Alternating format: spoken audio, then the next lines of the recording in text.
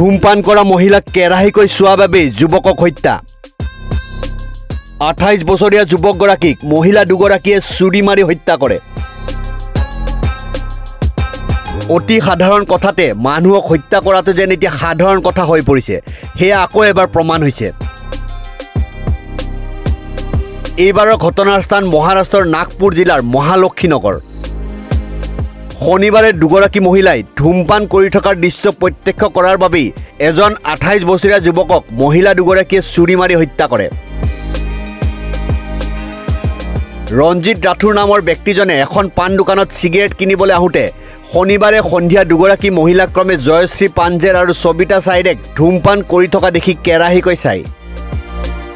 ইয়াতে শূন্য হৈ দুইগৰাকী মহিলাই আকাশ ৰাউত নামৰ এজন যুৱকৰ সৈতে মিলি ৰঞ্জিত ৰাথোৰক চুৰিৰে আক্ৰমণ কৰি হত্যা কৰে আৰক্ষীয়ে পিছত দুই মহিলা আৰু আকাশ ৰাউতক গ্ৰেপ্তাৰ কৰিছে